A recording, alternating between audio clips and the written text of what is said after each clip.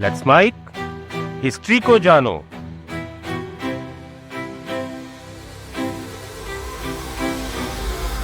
आपने कभी सोचा है कि एक ऐसा शख्स जिसने अपनी पूरी जिंदगी घोड़ों की पीठ पर और जंग के मैदानों में बिताई हो, उसके पास आखिर कितनी दौलत हो सकती है?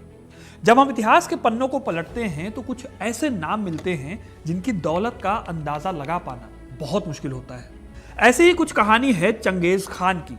13वीं सदी में जब चंगेज खान ने मंगोलों को इकट्ठा किया और एक मंगोल साम्राज्य की स्थापना की, तब उसने सिर्फ जंग नहीं जीती। चंगेज खान ने अपने दम पर उन शहरों को जीता और उन शहरों को लूटा जो कभी दुनिया के सबसे शानदार शहर हुआ करते थे। चंगेज खान अपनी तलवार के दम पर खौफ का एक सिंबल बन गया, लेकिन उसकी दौलत कितनी थी, ये बात आज भी हिस्टोरियंस के लिए एक पहेली से कम नहीं है। आज जब हम मुकेश अंबानी या अडानी या फिर बिल गेट्स जैसे अमीर लोगों के बारे में सुनते हैं तो लगता है कि ये तो देश के देश खरीद सकते हैं। लेकिन क्या आपको पता है कि चंगेज खान के पास इन सभी से कहीं ज्यादा संपत्ति थी, कहीं ज्यादा दौलत थी। आज के इस वीडियो में मैं आपको बताऊंगा कि अपनी पूरी जिंदगी लड़ाई लड़ने वाले चंगेज खान ने इन जंगों से कितनी दौलत इकट्ठा की और उसके बाद इस दौलत का क्या हुआ। तो इस वीडियो को पूरा देखिएगा, क्योंकि अपना इतिहास नहीं जानोगे तो खुद को कैसे पहचानोगे। आज जैसे हम किसी को करोड़पति, अरबपति या खरबपति कह देते हैं और उसकी दौलत का अंदाजा लगा लेते हैं, वैसे हम चंगेज खान की दौलत को नहीं नाप सकते, क्योंकि उनकी दौलत का हिसाब किताब आज के टाइम से बिल्कुल अलग था। हिस्टोरियन जैक वेदरफोर्ड अपनी किताब Genghis Khan and the making of the modern world में चंगेज खान की प्रॉपर्टी के बारे में लिखते हैं। वो बताते हैं कि चंगेज खान ने अपनी पूरी लाइफ में कभी भी पर्सनल प्रॉपर्टी इकट्ठा नहीं की। उनका मानना था कि दौलत का इस्तेमाल पर्सनल यूज के लिए नहीं होना चाहिए, बल्कि अपने एम्पायर को आगे बढ़ाने के लिए, उसे ज्यादा से ज्यादा ताकतवर बनाने के लिए इस्तेमाल होना चाहिए। यही वजह है कि चंगेज खान की दौलत में सोना, चांदी या जवाहरात के ढेर नहीं मिलेंगे, बल्कि बहुत बड़े अमाउंट में लैंड मिलेगी, एनिमल्स मिलेंगे और सबसे ज्यादा, सबसे बड़े पैमाने पर उनके एम्पायर में पड़ने वाले ट्रेड रूट्स उनकी असली दौलत थी। इसे आप ऐसे समझ सकते हैं कि एक ऐसा साम्राज्य है जिसमें लगभग 22 मिलियन स्क्वायर किलोमीटर की जमीन पर रूल होता है। आज के रशिया, चाइना, सेंट्रल एशिया और ईस्टर्न यूरोप का एक बहुत बड़ा हिस्सा इस एम्पायर में आता है। इतने बड़े लैंड मास से आने वाला सारा टैक्स, सारी इनकम और उसके साथ उस ट्रेड रूट से आने वाला रेवेन्यू, ये सब चंगेज खान की अपनी प्रॉपर्टी थी। चंगेज खान ने जहां जहां भी जीत हासिल की, उसे बड़े पैमाने पर ट्रिब्यूट और वॉर ब्यूटी, यानी कि जंग में हुई लूट का माल, ये सब मिलता था। इसमें सोना भी होता था, चांदी, रेशम, कीमती पत्थर और दूसरी कई महंगी चीजें होती थी।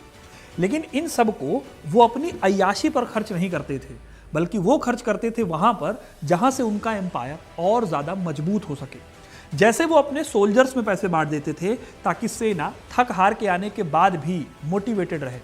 डेविड मॉर्गन अपनी किताब द मंगोल्स में इस बात पर जोर देते हैं कि मंगोलों का जो सोशियो इकोनॉमिक ढांचा है वो वेस्टर्न समाज से काफी अलग था। मंगोलों के लिए पावर और रिसोर्सेज पर कंट्रोल ही उनकी सबसे बड़ी दौलत थी, ना कि जंग में सोना लूटकर अपना खजाना भर लेना। अब ऐसे अगर आप देखोगे तो चंगेज खान उन अमीर लोगों की तरह था जो हो सकता है कि जेब में एक भी रुपया लेकर ना चले, लेकिन जहां भी नजर घूमती जाए सब उसी का हो। इसीलिए कई हिस्टोरियंस कहते हैं कि चंगेज खान की दौलत का अंदाजा लगा पाना बहुत मुश्किल है। क्योंकि सोच कर देखिए कि एक शख्स जो 22 लाख स्क्वायर किलोमीटर के एरिया का मालिक है, वो अपना पर्सनल खजाना नहीं भरता, और असल में वो 22 लाख स्क्वायर किलोमीटर का एरिया उसकी असली प्रॉपर्टी है। खैर, चंगेज खान इतनी बड़ी दौलत का मालिक बना कैसे, इसके पीछे की वजह है उसका बेमिसाल मिलिट्री टैलेंट और स्ट्रेटेजिक ब्रिलियंस।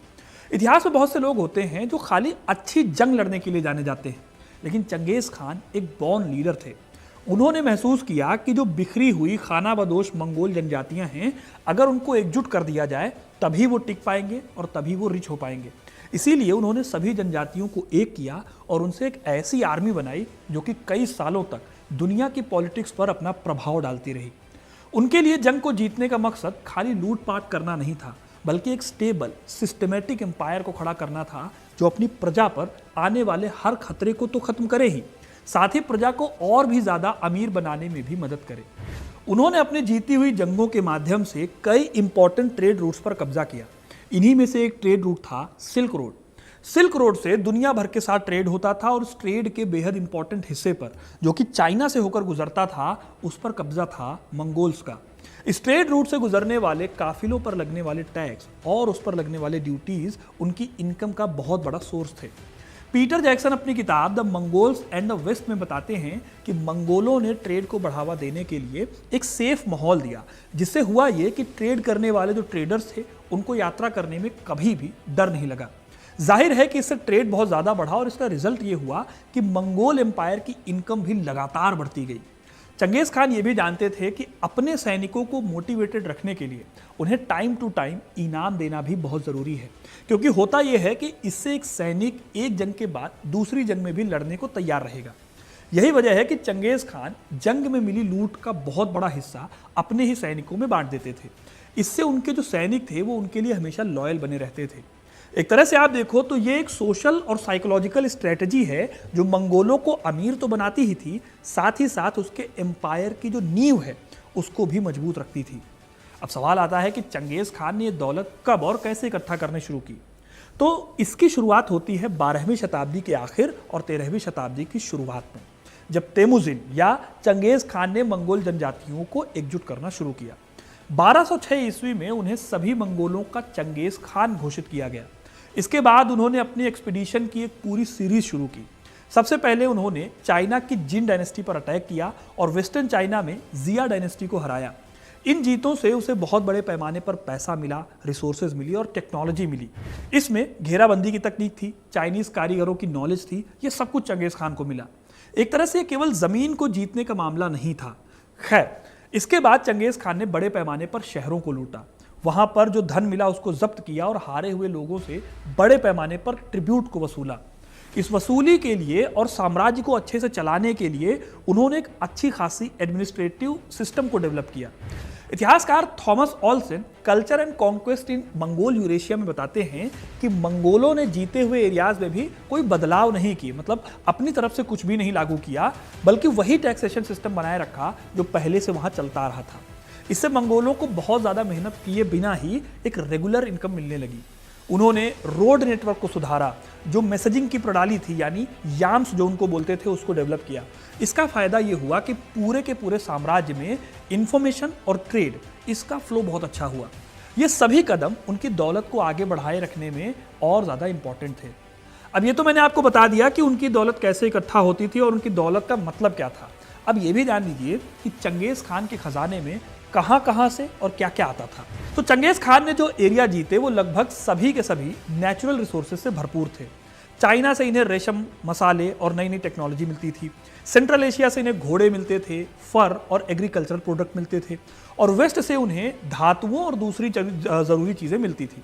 सिल्क रोड पर कंट्रोल होने की वजह से मंगोल इस रूट के मीडिएटर थे। यहाँ पर वो व्यापारिक काफिलों से बहुत ज़्यादा टैक्स लेते थे। सिल्क रूट दोस्तों सिर्फ एक सड़क नहीं थी, बल्कि ये एक तरह की इकोनॉमिक आर्टरी थी जो ईस्ट और वेस्ट को आपस में जोड़ती थी। चंगेज खान ने इस आर्टरी पर अपना कंट्रोल जमा रखा था। इसके साथ ही उन्होंने कई बेहद अमीर शहरों को लूटा भी, जैसे कि समरकंद, बुखारा और बीजिंग। इन शहरों से उन्होंने सोने, चांदी, जवाहरात और कई सारे आर्टिफैक्ट्स और दूसरी इंपॉर्टेंट चीज़ों को जब्त किया। इसके अलावा जो राज्य उन्होंने जीते उनको मंगोल शासन के तहत आने के बाद रेगुलरली मंगोल साम्राज्य को ट्रिब्यूट देना होता था। इसमें अक्सर होता यह था कि कीमती धातुएं दी जाती थी, कपड़े दिए जाते थे और यहाँ तक कि कई अच्छे कारीगर भी इसमें शामिल होते थे। जैक वेदरफोर्ड कहते हैं कि चंगेज खान ने संपत्ति का उपयोग निजी विलासिता के लिए नहीं किया, बल्कि इसका ज़्यादा से ज़्यादा हिस्सा अपनी आर्मी को बनाए रखने और जो बेसिक स्ट्रक्चर है अपनी आर्मी के और साम्राज्य के, उसकी जो विस्तार के लिए ज़रूरी चीज़ें हैं उसके लिए किया। इन सब के अलावा आप सबके मन में एक सवाल पक्का आया होगा कि चंगेज खान तो जाता था जंग लड़ने, तो आखिर उसकी इस दौलत को संभालने का, इसकी देखरेख करने का काम कौन करता था। असल में चंगेज खान के पास एक ताकतवर सेना तो थी ही, उसके साथ साथ एक बेहतरीन एडमिनिस्ट्रेटिव टीम भी थी जिसने उसकी दौलत का मैनेजमेंट संभाल रखा था। इस टीम में अलग अलग ट्राइब्स और अलग अलग कल्चर के लोग थे जिन्हें उनकी एलिजिबिलिटी, उनके टैलेंट के आधार पर चुना गया था। इसमें चाइनीज स्कॉलर्स थे, उइघुर मुस्लिम प्रशासक थे, फारसी मुंशी थे और यहाँ तक कि यूरोपियन ट्रेडर्स भी इसमें शामिल थे। चंगेज खान ने एक सेंट्रलाइज्ड नौकरशाही को डेवलप किया जिसने tax collection, trade route management और पैसों के डिस्ट्रीब्यूशन का काम संभाला। उन्होंने एक बहुत ही ऑर्गेनाइज्ड और सिस्टमेटिक यम सिस्टम यानी कि घोड़ा डाक सिस्टम को इस्टेब्लिश किया, जिसकी बदौलत पूरे एम्पायर में ट्रेड और कम्युनिकेशन जो है वो आसान हो गया।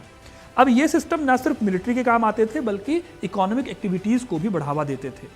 मंगोलों ने एक फ्लेक्सिबल टैक्स सिस्टम को अपनाया था। इसमें होता यह था कि जो एरिया जिस हिसाब से यानी कि जो एरिया जितना अच्छा होता था इकोनॉमिक रूप से उससे उसी हिसाब से टैक्स लिया जाएगा। इतिहासकार डेविड मॉर्गन इस बात पर जोर देते हैं कि चंगेज खान ने कई अलग अलग सिविलाइजेशन से जो बहुत ही बढ़िया प्रैक्टिसेस थी एडमिनिस्ट्रेशन की उनको अपनाया और उन्हें अपने साम्राज्य की ज़रूरत के हिसाब से ढाल लिया। इससे हुआ ये कि उनकी जो दौलत है उसका मैनेजमेंट बहुत अच्छा हो गया। इस तरह दोस्तों अगर आप देखो तो चंगेज खान की दौलत का अंदाज़ा लगाते टाइम हमें ये देखना पड़ेगा कि वो एक ऐसे टाइम के रूलर थे जब किसी की दौलत आज की तरह रुपया, डॉलर या दिनार में नहीं होता था, बल्कि उसकी दौलत उसके साम्राज्य की ताकत, उसके संसाधनों पर कंट्रोल और उसके द्वारा बनाए गए ट्रेडिंग सिस्टम में मौजूद थी। अब इस पूरे वीडियो के बाद अंत में सवाल आता है कि क्या वो दुनिया के सबसे अमीर शख्स थे? अब आज के हिसाब से चलें तो शायद नहीं, क्योंकि उनके पास पर्सनली अपना कोई सोना या अपनी कोई प्रॉपर्टी तो थी नहीं। लेकिन अगर हम ताकत और कंट्रोल को देखें तो शायद इतिहास का सबसे अमीर आदमी मनसा मूसा भी इनके आगे छोटा लगेगा। मनसा मूसा अफ्रीका के एक छोटे से हिस्से माली से आते थे, जबकि चंगेज खान के पास दुनिया के वो हिस्से थे जो आज भी बेहद अमीर माने जाते हैं। चंगेज खान की दौलत उनकी आर्मी थी जिसने पहली बार मंगोलों को एक घुमंतू लाइफस्टाइल से निकालकर एक महान एम्पायर में कन्वर्ट कर दिया। आज के अरबपतियों के पास भले ही बहुत पैसा हो जो उनके बैंक अकाउंट में पड़ा हुआ हो, सड़ रहा हो, लेकिन जो दौलत चंगेज खान के पास थी वो कभी किसी के पास भी नहीं रही। ये सब हमें सोचने पर मजबूर करता है कि असली दौलत क्या है। क्या ये बैंक खाते में जमा हुआ एक पैसा है या वो ताकत, वो इम्पैक्ट जो आप दुनिया पर डालते हैं। तो दोस्तों ये थी कहानी चंगेज खान की दौलत की। आपको ये कहानी कैसी लगी कमेंट करके जरूर बताइएगा। वीडियो को लाइक और शेयर करना ना भूलें और ऐसी इंटरेस्टिंग कहानियों के लिए, इतिहास से जुड़े रहने के लिए हिस्ट्री कनेक्ट को सब्सक्राइब जरूर करें। धन्यवाद।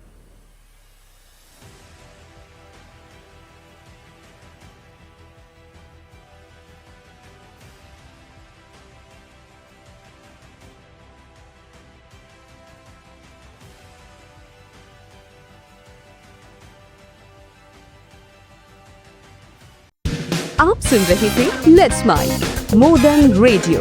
फॉलो कीजिए हमें हमारे social media platforms. It's time for news. It's time for more than radio. Presenting the first radio news app, Let's Mic. Let's Mic, a news-based app on your phone where you get to watch and listen news, talk shows, interviews, radio show podcasts. On Let's Mic, you get all relevant information of TV, print, radio, podcast, and digital. Let's Mic talks about every segment of life.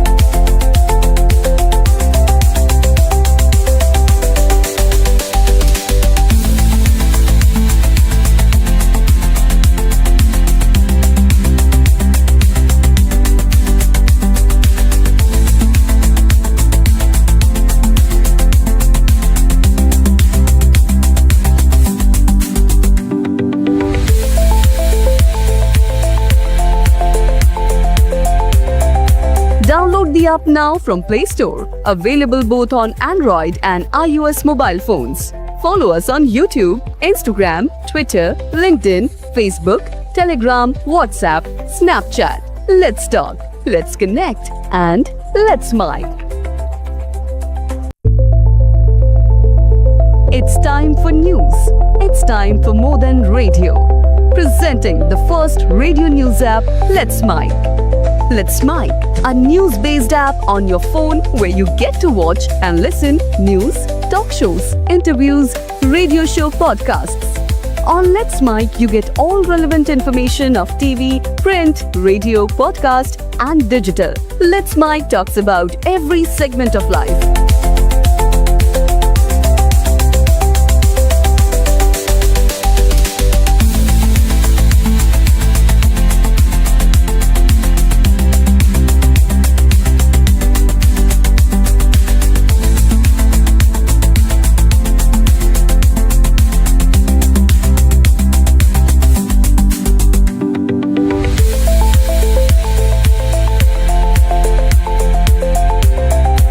Download now from Play Store, available both on Android and iOS mobile phones. Follow us on YouTube,